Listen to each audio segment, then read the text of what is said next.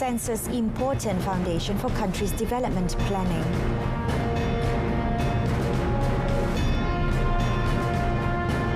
Travel between Malaysia and Singapore to be known next month.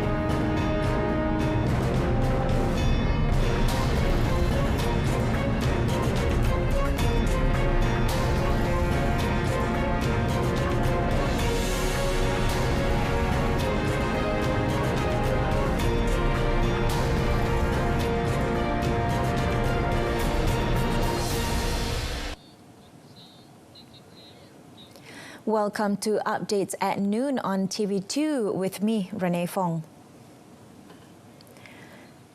Prime Minister Tan Sri Muhyiddin Yassin urges Malaysians to give full cooperation so that Census 2020 will be a success despite Malaysia still facing COVID-19 pandemic. According to him, the population and housing census conducted every 10 years gives an accurate picture of the country's current demographics, which will serve as a source of reference and important foundation for the country's development planning.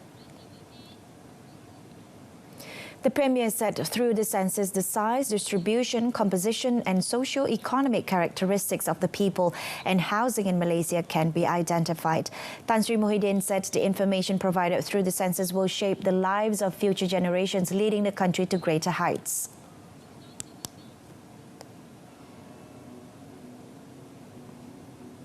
Melaluinya, setiap perancangan dasar kerajaan yang dibuat dapat difokuskan kepada pembangunan ekonomi dan pengagihan kekayaan negara kepada semua peringkat lapisan masyarakat tanpa mengira etnik, pendapatan dan rantaian.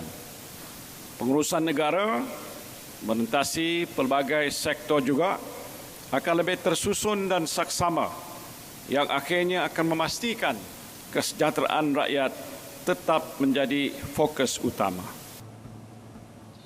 He said this when launching the Malaysian Population and Housing Census 2020 today. Malaysia and Singapore are expected to reach a firm decision early next month on the reopening of its borders under the Reciprocal Green Lane RGL and Periodic Commuting Arrangement PCA categories.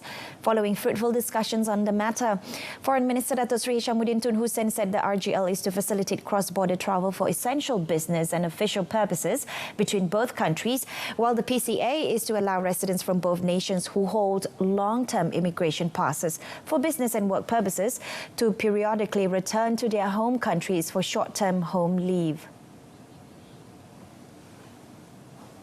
Datuk Seri Hishamuddin, in a statement issued by Wisma Putra, said through the discussions as well, Malaysia remains consistent on the importance of both nations reaching a consensus, particularly in terms of standard operating procedures, SOPs and COVID-19 general health protocols. These are important to ensure the health and safety citizens of both nations involved in the cross-border travel. Hishamuddin added that both nations also held discussions on cross-border travel for daily work commuters from both sides and the possible full opening of the borders. Meanwhile, Wisma Putra also stated that besides Singapore, the government's cross-border travel discussions with countries categorized as COVID-19 green zones involving Brunei, New Zealand, Japan, Australia and South Korea were ongoing. The measures taken against illegal immigrants during the implementation of the Movement Control Order MCO were not discriminatory as alleged by a foreign news agency because they were carried out in accordance with the law. Home Minister Datuk Seri Hamzah Zainuddin said the move was also to safeguard safety and security in the interest of the citizens of the country. Rakyat nak melihat supaya semua orang yang duduk dalam negara ini mengikut undang-undang yang ada dalam negara. Kalau mereka mahu bekerja di sini, biarlah mereka mempunyai permit dan juga dokumen yang sah. Bukan kita tak mahu mereka bekerja dengan kita. He said this when asked to comment on the Al Jazeera documentary report titled Locked Up in Malaysia's Lockdown, criticizing Malaysia and its handling of illegal immigrants during the MCO enforced to contain the COVID-19 pandemic.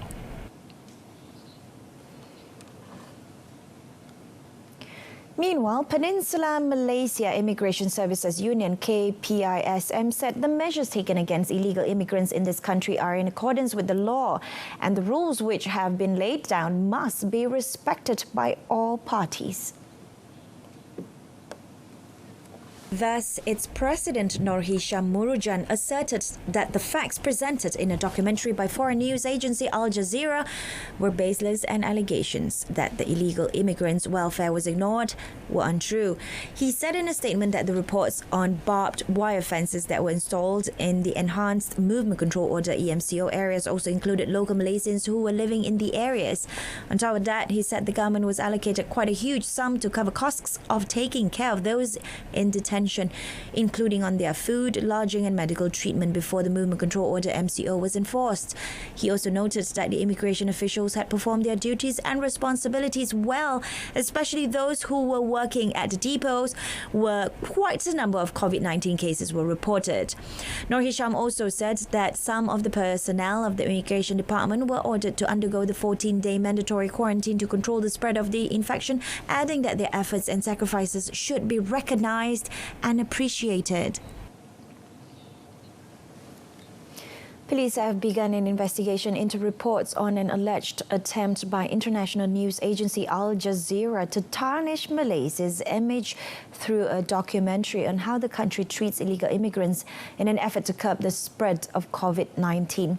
Bukit Aman CID Deputy Director Investigation Legal DCP Mior Fadila Ratrash Wahid said the department was conducting an investigation following the report made by the Immigration Department of Malaysia at the Precinct 7 police station in Putrajaya. The investigation papers were opened under Section 500 of the Penal Code and Section 233 of the Communications and Multimedia Act 1998. Investigations were conducted by the Kuala Lumpur Police Contingent. DCP Mior Faridala Trash said the police also received a report on a similar issue by a woman in Putrajaya around 9 a.m. today. According to him, the complainant made a report after watching the documentary video on the YouTube site, and a statement had been taken. Al Jazeera prior to this released a 25-minute and 50-second documentary entitled Locked Up in Malaysia's Lockdown that denounced treatments of illegal immigrants when Malaysia took steps to tackle COVID-19. Malaysia recorded a total of 2,649 cases related to zoonosis, an infectious disease that can be transmitted between animals and people as of June this year. Health Director General Datuk Dr. Nur Hisham Abdullah said of the total 1,484 cases involve leptospirosis, no-lacy malaria 1,156, Japanese encephalitis 7, rabies 2, while no cases were reported for brucellosis and Q fever. However, speaking at the daily news conference on COVID-19, Datuk Dr. Nur Hisham said if compared to the prevalence of zoonotic diseases from previous years, there has been a decline in the cases due to high standards of personal hygiene and the implementation of the Movement Control Order MCO in the country. Speaking further, Dr. Nur Hisham said the Ministry of Health also hoped the public participation in the prevention of zoonotic disease could be enhanced through high levels of personal hygiene and by regularly washing their hands with soap, especially after handling animals.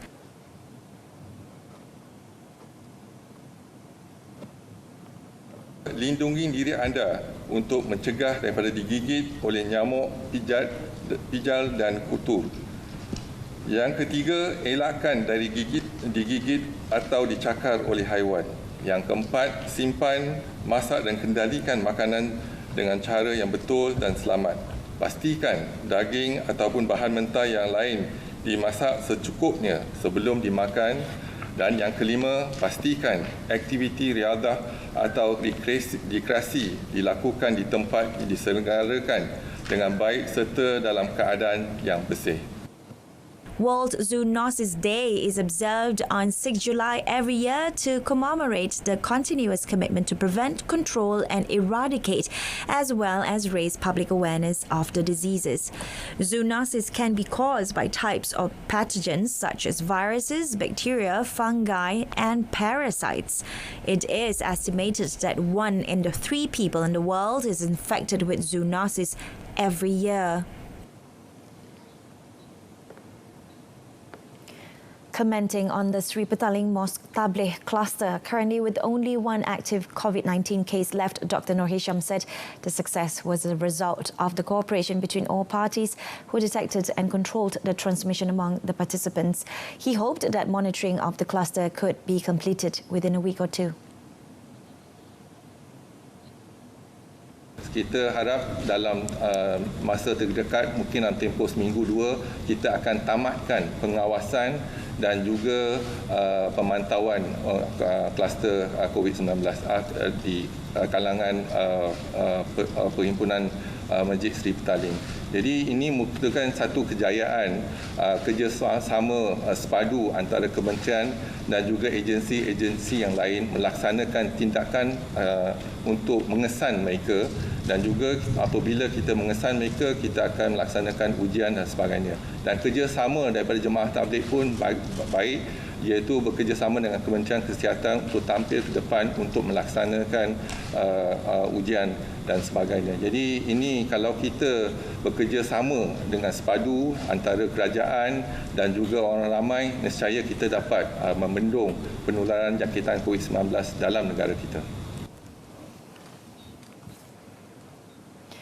3 members of the Penang State Executive Council (EXCO) presented themselves at the Malaysian Anti-Corruption Commission (MACC) office in Georgetown yesterday to give their statement on the Penang Undersea Tunnel project. Jagdeep Singh Dio, who is also State Housing, Local Government, Town and Country Planning Committee Chairman, arrived at the Penang MACC office at 9:30 a.m, followed by Chong Eng, Women and Family Development, Gender Inclusiveness and Non-Islamic Religious Affairs Committee Chairman at 11:23 a.m, and P. Boon Po, Welfare, Caring Society and Environment Committee Chairman at 2:30 p.m. Earlier, several MACC officials were spotted at the State Government Administrative Building at the complex Tun Abdul Razak Komtar to continue investigations on the Undersea Tunnel project, which involves an estimated total cost of 6.3 billion ringgit. Last Friday, 2 MACC teams recorded the statements from some of the staff at the Office of Deputy Chief Minister Professor Dr. P. Ramasamy and the Office of the State Public Works, Utilities and Flood Mitigation Committee Chairman Zairil Kir Johari. Former Penang Port Commission Chairman Jeffrey Chew Gim Im, who was remanded for 4 days from 1st July to assist in investigations over alleged corruption in the mega project, was released on police bail last Saturday. Pulau Pinang Chief Minister Chow Kun Yeow is also expected to give his statement. A total of 420,000 account holders in 290 areas in Petaling, Klang, Gombak, Kuala Lumpur and Kuala Langat will experience a scheduled water supply disruption from 14th to 17th July. Pengurusan Air Selangor Sundan Berhad Air Selangor Operations Head Abbas Abdullah said the disruption is due to upgrading works at the Sungai Selangor Phase 3 Water Treatment Plant LRA, which will cause operations to be shut down. The upgrading involves the replacement of several main valves in the network to increase the effectiveness of the system and to enable the LRA to run better. The water supply disruption and recovery period varies according to areas, geographical locations and altitude of customers' premises. Water supply recoveries in the areas concerned will begin on 15 July 9 a.m. and 48% of the affected areas is estimated to receive water supplies before 16 July 9 a.m. Air Selangor is expected to mobilize 91 water tankers to the affected areas, with priority given to critical premises such as hospitals and dialysis centres.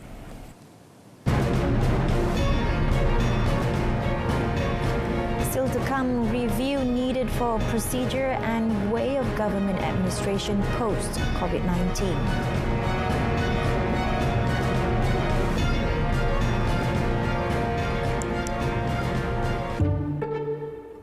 Siapa sangka hidup si comel boleh berubah kerana sifat ingin tahunya.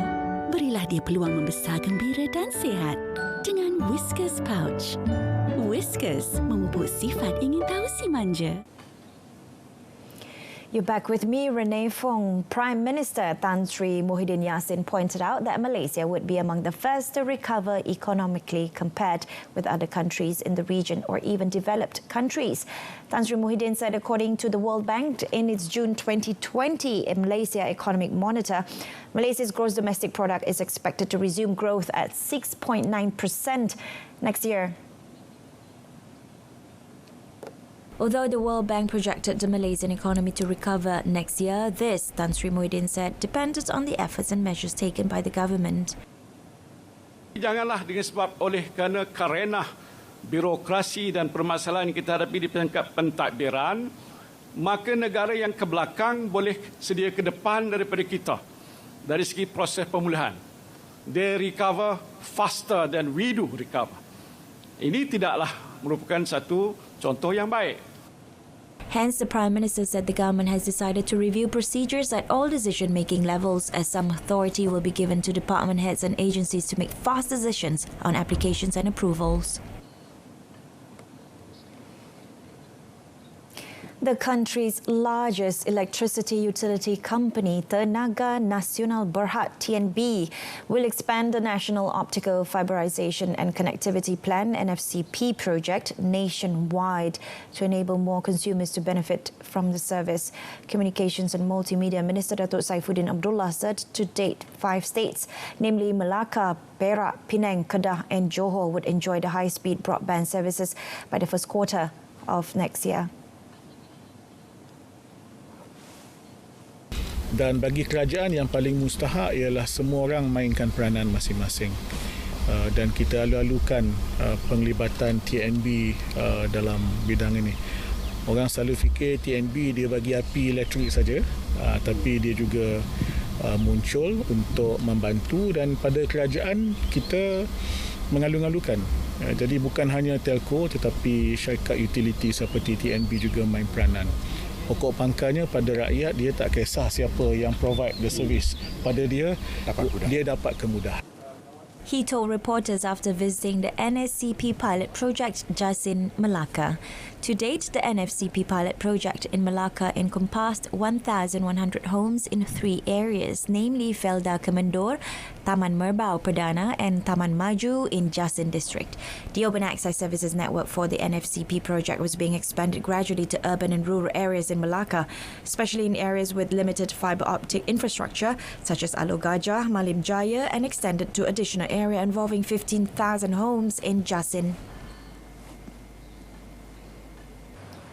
The government will review the process of applying for a halal certificate for the food industry so that the procedure can be simplified but still meet the prescribed halal standards. Minister in the Prime Minister's Department Religious Affairs, Datuk Dr. Zulkifli Muhammad Al-Bakri, said the business of obtaining halal certification for a food product should not burden the applying party.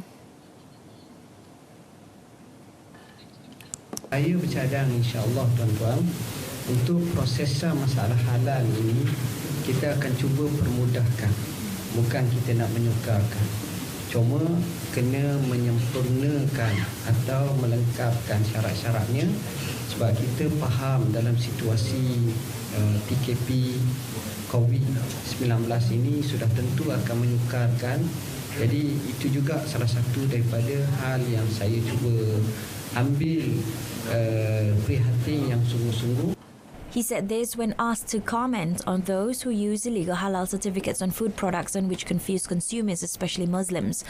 Dr. Zulkifli said among the aspects to be looked at were related to the shorter waiting period following an application and reducing the documents involved in an application for a halal certificate.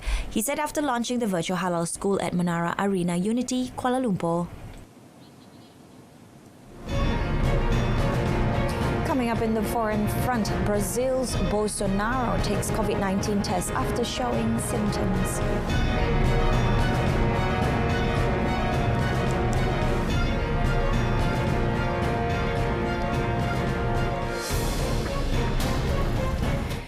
India's densely populated cities ordered new restrictions as the confirmed number of COVID-19 cases neared 700,000, passing Russia with the third highest number of infections. More than 697,400 cases have now been recorded, a rise of 24,000 in 24 hours. The Health Ministry said, while Russia has just over 681,000. The surge has forced some cities to tighten their antivirus measures, including the eastern metropolis of Kolkata, which halted flights from other major Indian cities on Monday. A new lockdown was imposed on the capital of southern Kerala state, Tiruvananthapuram. The public transport shut and only pharmacies allowed to open. It passed a law on Sunday making face masks and social distancing compulsory for the next 12 months. India's tally is expected to keep rising for several more weeks, with experts predict there will be 1 million cases by the end of July. Its major cities have been worse hit by the pandemic. New Delhi and Mumbai each have about 100,000 cases, with 3,000 dead in the capital and nearly 5,000 in Mumbai.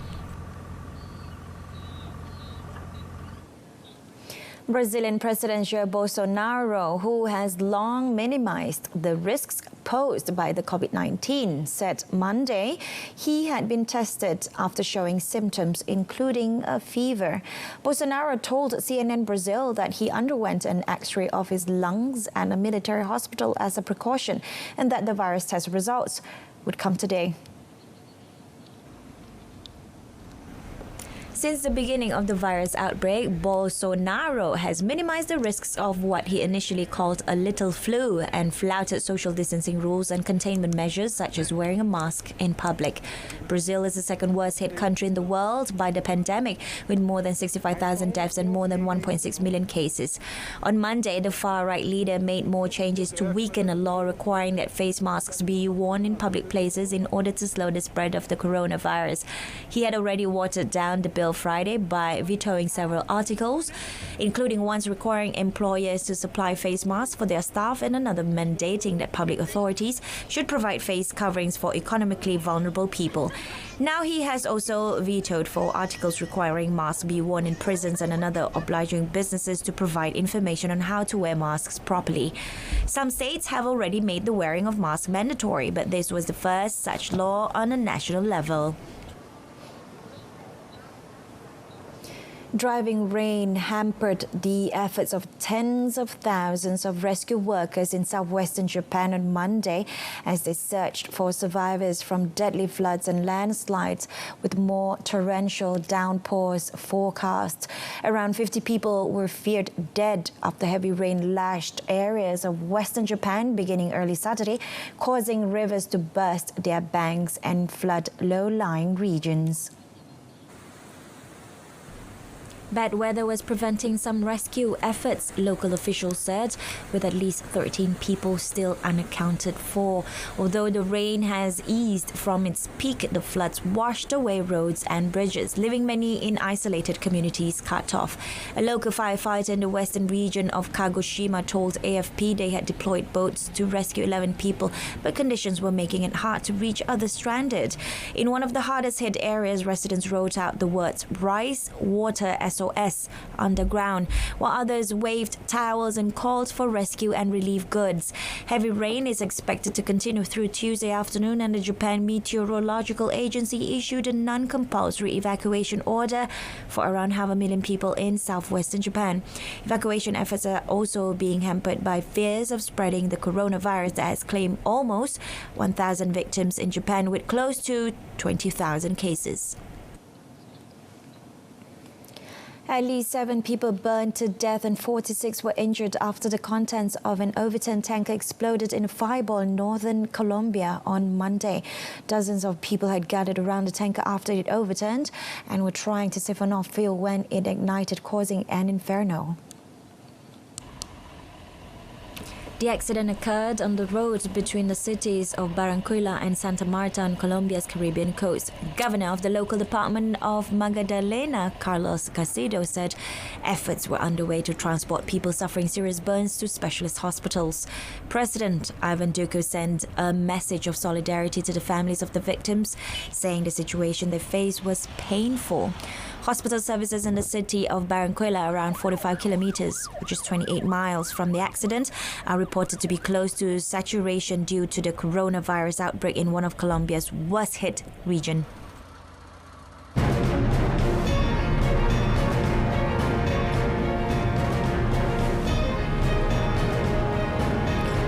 Coming up in sports, Mourinho claims 200th Premier League win as Tottenham beat Everton.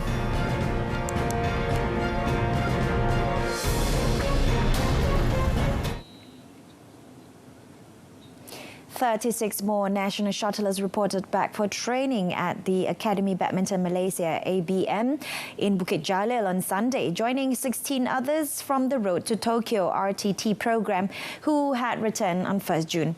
Everyone who returned underwent COVID-19 swab tests and were quarantined for 24 hours while waiting for their result.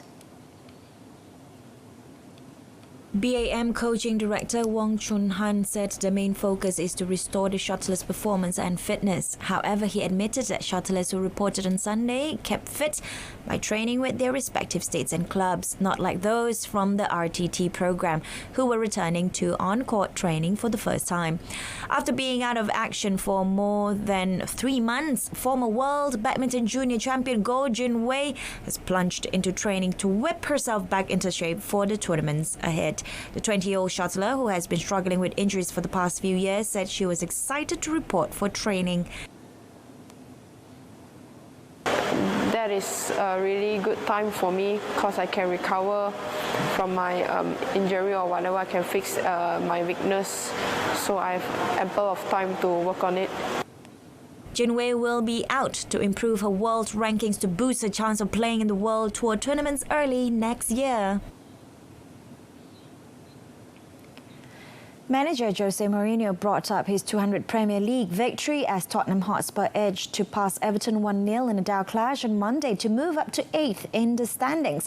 Spurs keeper Hugo Lloris was hardly tested, although he was involved in the night's flashpoint, having a furious row with teammate Son Heung-min as the players walked off at half-time. The half-time clash was the flashpoint of a largely uneventful affair, which was settled by Michael Keane's own goal, the ball deflecting in off the Everton defender from Giovanni Lo Celso's strike. The Toffees barely threatened in a poor attacking display in substitute Anthony Gordon's long-range strike, which was straight at Lloris, their only shot of note. The win keeps alive Tottenham's hopes of playing European football next season. They move up to 8th, 4 points behind 6th place Wolves, while Everton stay in 11th. In Spain's La Liga, Sevilla beat Eibar 1-0 and look a good bet to qualify for the Champions League with 4 matches to play. The victory lifts 4th place Sevilla 6 points clear of the team below the Villarreal, who were thumped by Barcelona on Sunday. Sevilla can thank their on-form Argentine Lucas Ocampos, who fired home the win on 56 after nice work from Jesus Navas. Eibar had defended grimly, sitting deep and tackling hard. This was a second straight win for Sevilla after 4 consecutive draws after the restart of La Liga. Meanwhile, Real Madrid ground out a 1-0 win over Athletic Bilbao at San Mamés, with a Sergio Ramos penalty proving the difference. Spot kick was awarded following a VAR review, while Bilbao had a penalty appeal of their own turned down. That's it from us this afternoon. In our top story, census important foundation for country's development planning. Rakyat's full cooperation needed. Thanks for watching and have a pleasant afternoon. I'm Renee Fong.